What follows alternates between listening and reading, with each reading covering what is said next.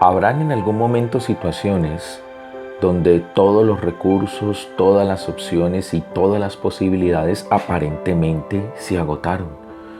Y viene la expresión que muchas veces uno escucha, ¿no? Se nos vino el mundo encima. Y la verdad, no vemos una salida a ese problema. Y tal vez surge la pregunta, ¿qué hacer cuando no hay nada que hacer? Acompáñame y miremos en la Biblia qué ejemplos podemos encontrar en lo tocante a qué hacer cuando no hay nada que hacer. En el Evangelio de Lucas, capítulo 7, versículos del 11 al 17, podemos encontrar un ejemplo en la palabra, en lo tocante a lo que podríamos hacer cuando se presente alguna de estas circunstancias o situaciones donde aparentemente no hay nada que hacer. Y vemos el ejemplo de qué hace nuestro Señor Jesucristo. Lee conmigo, por favor, el versículo 11. Dice, aconteció después que él iba a la ciudad que se llama Naín, e iban con él muchos de sus discípulos y una gran multitud. Cuando llegó cerca de la puerta de la ciudad, he aquí que llevaban a enterrar a un difunto, hijo único de su madre, la cual era viuda, y había con ella mucha gente de la ciudad. Y cuando el Señor la vio, se compadeció de ella y le dijo, no llores. Y acercándose tocó el féretro, y los que lo llevaban se detuvieron, y dijo, joven, a ti te digo, levántate. Y entonces se incorporó el que había muerto, y comenzó a hablar, y lo dio a su madre. Y todos tuvieron miedo, y glorificaban a Dios diciendo, un gran profeta se ha levantado entre nosotros, y Dios ha visitado a su pueblo. Y se extendió la fama de él por toda Judea y por toda la región de alrededor. Lo primero que uno encuentra en este pasaje, mis hermanos, es que hay dos cortejos. Se encuentran frente a frente. Cuando Jesucristo está entrando a la ciudad, se encuentra con este otro cortejo. Y esos dos cortejos, uno era el de la vida, donde el Señor Jesucristo, los discípulos y una gran multitud iba con ellos en fiesta, en gozo por los milagros y por las bendiciones que veían de parte de Dios a través de su Hijo Jesucristo. Pero se encuentran con un cortejo que representa la muerte y el dolor, donde iba la viuda, los familiares, tal vez las personas cercanas y mucha gente que se le iba uniendo de la ciudad. Aquí encontramos un contraste, mis hermanos. Hablábamos de que uno de los cortejos representa la vida, liderado por nuestro Señor Jesucristo, y otro de los cortejos representa la muerte y el dolor, liderado por la viuda y por su hijo que está muerto y lo llevan a enterrar.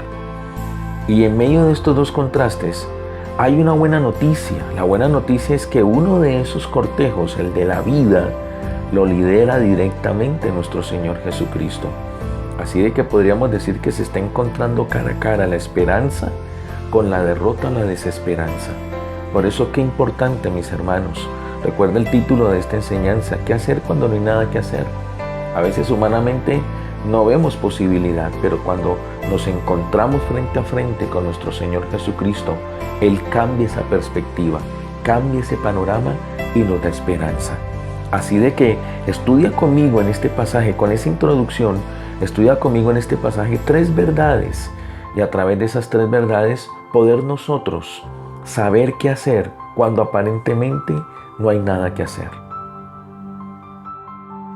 La primera verdad que encontramos en este pasaje, mis hermanos, habla del dolor y de la angustia de la vida humana. Hay 2 cosas allí a recalcar en este pasaje. 1, habla de la procesión, el cortejo fúnebre que lo estaba liderando una madre adolorida, una madre que llevaba dolor en su corazón. En el tiempo del Señor Jesucristo, en el tiempo allá en el oriente, cuando se iba a enterrar a alguien, por lo general la familia iba acompañada de las famosas plañideras, o eran mujeres contratadas para llorar al muerto. Y pues obvio, también había procesión musical. Y en la medida en que iban pasando por la ciudad, la gente de la ciudad se iba añadiendo. Así que era un cortejo grande, pero un cortejo donde se manifestaba un dolor profundo. Y el pasaje también me habla de algo, mis hermanos, la situación de esta mujer. Habla de que Había muerto su hijo único y era viuda. Así de que habla de un pasado doloroso porque su esposo había muerto. Habla de un presente doloroso porque su hijo que la estaba sosteniendo también muere. Y también habla de un futuro doloroso, porque posiblemente en su mente la mujer, además del dolor, iba pensando en vivir de la caridad. No tenía quien la sustentara, ya que su esposo y su hijo habían muerto. Así de que no había muchas opciones o posibilidades para ella. Yo digo, mis hermanos, ¿cuántas personas de pronto están pasando también por un duelo muy parecido a este? Tal vez están viviendo un divorcio, tal vez están viviendo el luto por la muerte de un ser amado, tal vez han perdido el trabajo o tal vez están agobiados por las deudas, por los embargos de esas deudas, o posiblemente le han determinado una enfermedad terminal. ¿Cuántas cosas pueden estar viviendo muchas personas en este momento, estar viviendo ese tipo de duelo? Y por lo general, así como esta mujer, las personas en este tiempo, el futuro no es muy esperanzador.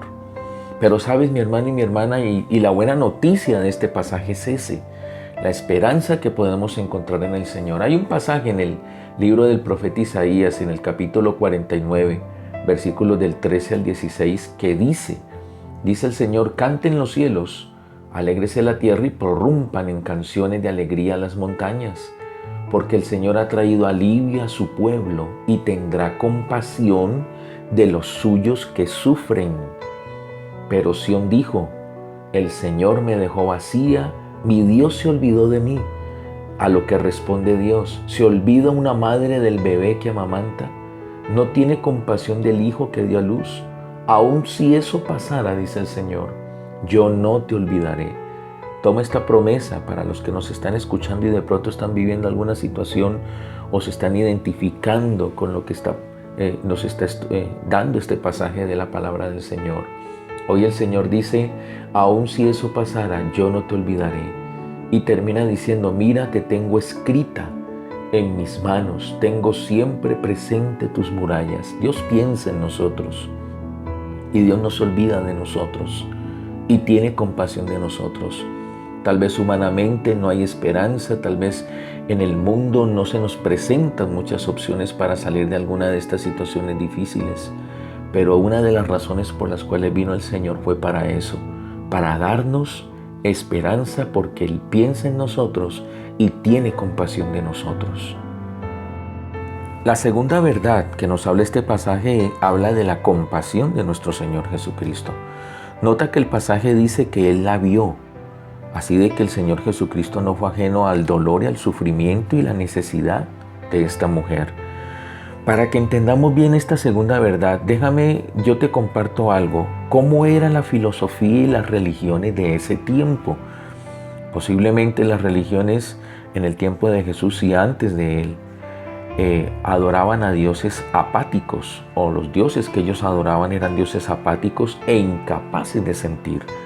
Por eso algo de lo que hizo nuestro Señor Jesucristo y dejó sentado cuando vino al mundo es mostrar un Dios diferente, un Dios que sí se conmueve, un Dios que vino en la persona del Señor Jesucristo para estar en medio de nosotros y vivir, sentir lo que nosotros vivimos o sentimos. En otras palabras, un Dios que sí nos entiende y se conduele. Por eso, esto le da a entender a uno algo, mis hermanos. Este gran milagro que ocurrió, descrito en este pasaje, este milagro no ocurre por la fe de la viuda o no ocurre por el hijo, sino que ocurre por simple compasión y misericordia del Señor. Te lo repito, este milagro no ocurre por la fe de la viuda o del hijo o el testimonio del hijo, sino por compasión, por misericordia. Por eso en este pasaje también se añade que el Señor Jesucristo le dice: mujer, no llores. Sabes que en ese tiempo los filósofos tenían un dicho y era: no llores. Y ese dicho daba a entender que no hay nada que hacer.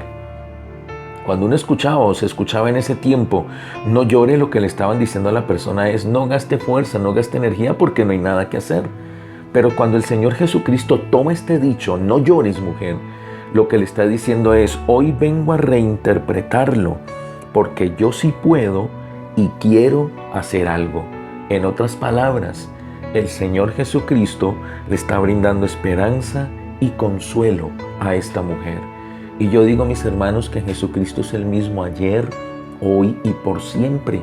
Esa es una de las razones por las cuales Él resucitó, para brindarnos también, como a esa viuda en ese tiempo, a nosotros hoy en este tiempo también brindarnos esperanza. La palabra de Dios dice en el Salmo 27, versículo 10, aunque mi padre y mi madre me dejaran, con todo Jehová me recogerá. Y en el libro del profeta Isaías, capítulo 46, versículos del 3 al 4, lo voy a leer en la versión Palabra de Dios para Todos, que es más entendible. Mira lo que dice: escúchame, familia de Jacob, todos los sobrevivientes de la familia de Israel. Dice Dios, yo los he cargado a ustedes desde que nacieron, los he llevado desde que estaban en el vientre, y los seguiré cargando cuando envejezcan y les salgan canas. Yo los hice y cuidaré de ustedes, yo los cargaré y los salvaré. Dime si esa promesa no nos debe de llenar de esperanza y de consuelo, como estaba haciendo el Señor con esta viuda. El Señor desde el vientre, desde el día que tú naciste, viste la luz de este mundo, el primero que se gozó y hizo fiesta fue Él. Y nos confirma que desde ese día nos ha traído, nos ha guardado, nos ha sostenido y nos asegura que nos seguirá guardando y sosteniendo hasta el último día que pisemos esta tierra. Por eso termina diciendo, yo los hice, yo cuidaré de ustedes, los cargaré y los salvaré. Mis hermanos, en este mundo donde muchas veces no hay esperanza y hay pocas posibilidades, el Señor nos brinda una opción diferente, nos brinda esperanza, nos brinda misericordia, porque Él piensa en nosotros y se compadece de nosotros. Vale la pena mirar, volver nuestra mirada y nuestro corazón al Señor. La tercera verdad nos habla del poder de nuestro Señor Jesucristo. Y nota que hay dos cosas allí clave en este pasaje. Uno, dice que Él se acercó al féretro y lo tocó. Y en el momento en que lo tocó, todos se detuvieron. La pregunta que uno se hace es ¿por qué? Por ley, o la ley mosaica que regía en ese tiempo, solamente los parientes podían tocar al muerto. Y por ley también los profetas, como en el caso de nuestro Señor Jesucristo, no podían tocar un cuerpo muerto porque se contaminaban. Además, por ley también era una violación interrumpir una procesión funeraria. Así de que el Señor cortó, si se le puede llamar así, o violó todas estas leyes. Pero las violó ¿por qué? Porque a pesar de que no era pariente, Él quiso estar con la viuda, la acompañó y la ayudó. Yo diría que atacó de fondo la causa del dolor de ella, la muerte de su hijo. Por eso este pasaje también dice que Él, mirando al difunto, le dijo, levántate. Ahora, cuando Él usa esta expresión, cuando Él da esta orden, porque es una orden con poder, la Biblia dice que el muchacho se levantó. Así de que me da a entender que este muchacho ya no era de la mamá. Ahora ese muchacho era de la muerte, y lo que Jesucristo hizo con esa orden fue arrebatárselo a la muerte para entregárselo de nuevo a su mamá. Y eso me da a entender también algo, mis hermanos. Y a través de este pasaje lo podemos ver, que Cristo es el Señor de la vida y de la muerte. Que nuestro Señor Jesucristo es el único que ha vencido y el único que se ha ganado ese galardón por lo que hizo en la cruz, por su sangre derramada y por su testimonio. Por eso nos damos cuenta de que Él venció la muerte, venció al enemigo, venció al pecado, venció la enfermedad, venció la tentación, venció a toda potestad, venció al mundo, lo venció todo. Por eso la Biblia dice en Filipenses capítulo 2, del 5 al 11, dice el apóstol Pablo, haya pues en vosotros este sentir que hubo también en Cristo Jesús, el cual siendo en forma de Dios no estimó el ser igual a Dios como cosa que aferrarse, sino que se despojó a sí mismo tomando forma de siervo, hecho semejante a los hombres, y estando en la condición de hombre, se humilló a sí mismo, haciéndose obediente hasta la muerte y muerte de cruz, su testimonio. Por lo cual, por el derramamiento de su sangre y por ese testimonio, dice el apóstol Pablo en el versículo 9, por lo cual Dios también le exaltó hasta lo sumo y le dio un nombre que es sobre todo nombre, para que en el nombre de Jesús se doble toda rodilla de los que están en los cielos y en la tierra y debajo de la tierra, y toda lengua confiese que Jesucristo es el Señor, para gloria de Dios Padre. Sí, mis hermanos, el Señor Jesucristo es el Señor de la vida y de la muerte. Él tiene el poder sobre todo. Por eso cuando resucitado se le presentó a los discípulos, lo primero que les dijo fue: toda potestad me ha sido dada. Y ese es el Cristo glorioso, nuestro Señor, el que todavía hoy está en la tarea de cruzarse en nuestro camino para acompañarnos, para ayudarnos, como estuvo con aquella viuda. Él es el que nos da esperanza, mis hermanos. Vuelvo y repito, tal vez el mundo no nos ofrezca muchas opciones, pero cuando nuestro Señor Jesucristo se manifiesta, Él nos da esperanza. Él nos enseña qué hacer cuando no hay nada que hacer. Romanos 4:17 dice: te he puesto por padre de muchas gentes delante de Dios, a quien creyó, el cual da vida a los muertos y llama las cosas que no son como si fuesen. Este pasaje habla de Abraham, cuando Dios le promete casi a sus 100 años un hijo. Y Abraham le cree a la promesa que le da el Señor. Y él, pensando que si la dijo Dios, es poderoso para rejuvenecerlo a él y poderle dar lo que le prometió. Si es necesario transgredir leyes físicas o químicas, pero cumplirle lo que él le prometió. Y el mismo Dios de Abraham, mis hermanos, es el mismo Dios nuestro y no ha cambiado. Por eso el autor de Romanos termina diciendo: el que da vida a los muertos, dando a entender que si Isaac hubiera muerto, aún de entre los muertos Dios lo hubiera levantado para cumplirle la promesa a Abraham de que tendría descendencia. Por eso dice: el que da vida a los muertos y llama a las cosas que no son como si fueran. Dios está en la tarea en este tiempo, mis hermanos, de llamar a las cosas que no son como si fueran. ¿Qué necesitas en este tiempo? Tal vez necesitas que el Señor se glorifique en la economía. Tal vez necesitas que el Señor se glorifique en lo espiritual. Tal vez necesitas que el Señor se glorifique con salud. O tal vez necesitas que el Señor se glorifique restaurando tu casa, tu hogar, tu matrimonio. Recuerda que Él llama a las cosas que no son, lo que tú no ves ahora, como si fueran, y las hace realidad. En este mundo donde no hay esperanza o hay poca esperanza, el Señor sí realmente es nuestra esperanza y lo ha demostrado. Recuerda que una de las razones por las cuales Él resucitó y se levantó con poder y gloria es para ayudarnos en lo tocante a lo que nosotros necesitamos. El Señor está en la tarea todavía de cruzarse en nuestro camino. Dale la oportunidad que intervenga en tu vida. ¿Cómo puede empezar el Señor a manifestarse en tu vida? Recíbelo, recuerda, recíbelo en tu corazón como Señor y Salvador. Cree en lo que Él hizo en la cruz.